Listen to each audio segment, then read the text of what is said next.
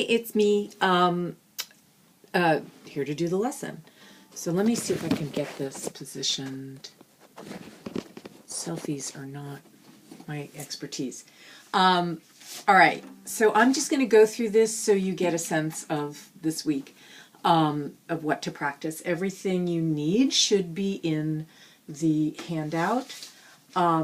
First thing is tune your guitar. This Tascam tuner is awesome. Remember, you want to get it right in the bullseye, but you also want to start getting your ear accustomed to it. And next week we'll learn another way to tune. But that's roughly where your low E string should be. And then you kind of want to feel the space between those two things.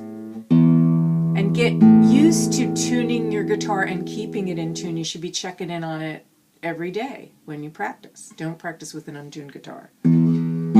So hear that space. Ba-bum. It's called a fourth. Ba-bum. Ba-bum. And now here we have a third. Later we'll talk about what that means, but just keep those words in mind. Ba-dum. And then finally our last fourth. Ba-dum. I always think of the Star Trek tune when I think of fourths. Dum, ba-dum, ba-ba-da-da. All right, so we worked on this the first week, where you're just playing the low E string and the top three. That should sound like that.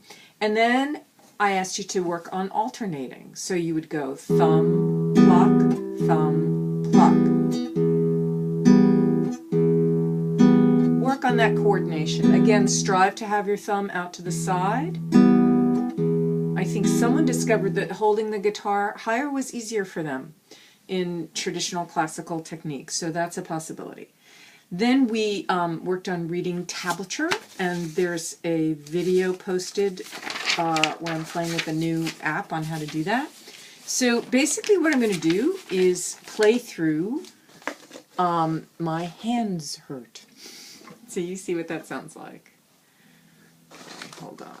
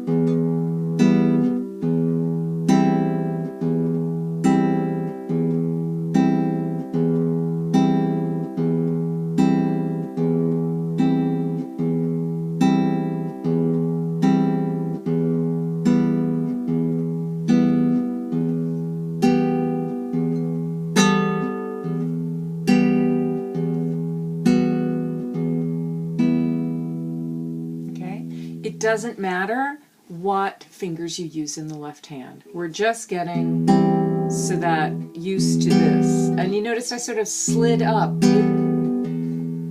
It's something fun you can do. Just changing strings and changing fingers and getting that coordination down. And one great thing about this is it has a metronome in it, this Tascam tuner. So a great way to practice is, the volume's way down, and now this is way up. I don't know why I'm not hearing this. Sorry. Alright. Well, there's a metronome built into this, and I must have done something so you can't hear the volume. But bring it to class, or pick one up, and we'll get it working, and we'll practice with a metronome next week. All right. Now, the other thing to get our fingers going and our rhythms right was to do a phrase. We went Mississippi hot dog, Mississippi hot dog. We just kind of took our fingers, Mississippi hot dog, Mississippi hot dog, Mississippi hot dog, right? And then we did our names on the low strings.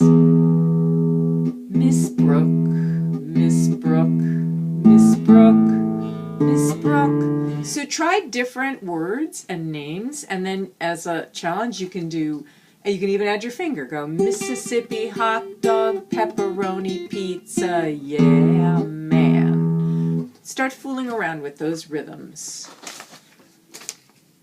Come up with something. And then we did a story. And the tricky things in the story where we were knocking, and then the thing that everyone seemed to really love was this slide, where you take your finger and you put it anywhere on a fret, and you pluck the string, and you slide. You can practice that on My Hands Hurt, because that's actually, and you can slide down, you can. And to get your other fingers strong, you might try it with your, and then your ring finger. Okay? Okay? That's the first class, and everyone can fool around with that.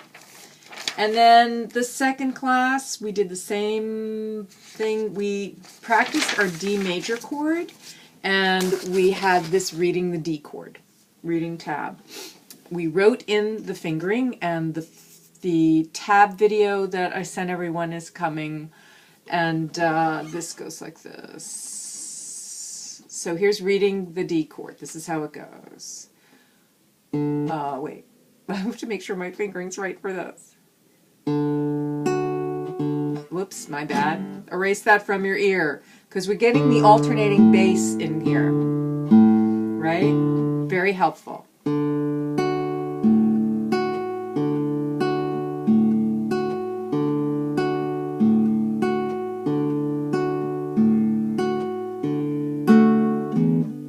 Wrong bass string, I need to practice too.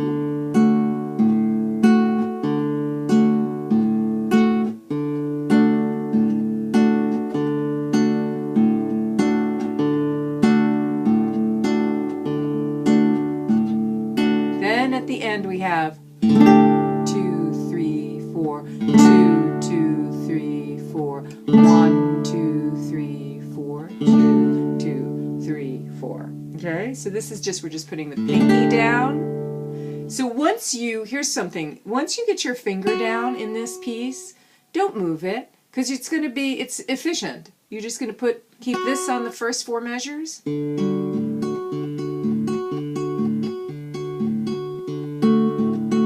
Put the other one down, keep them planted there. Put your third one. And then keep them down. When the 4th finger goes down, 2, 3, 4, lift it up on that open string. Okay? And I think that's it. Now I'm going to move on. No, I'm not, because I don't have it. That's it for the practice. Oh, here's one thing. Everyone says, oh, I'm not getting a good sound. How do I get a good sound? Practice. So, for instance, if this is all buzzy, sometimes it's the guitar, but if it's buzzy, you have to make sure your finger is curved, that you're touching with the pad of your finger. You strive for that. We all could use work in that. And your thumb is roughly in the middle of the neck, because that makes a little kind of clamp there for your fingers. So if you're not pressing down hard enough, if your fingers are hurting, it just means you need to practice for 5 minutes, take a break, come back, do it again. But nothing's going to solve the clarity of that sound or the coordination except practicing, and make it fun and do it in little short bits.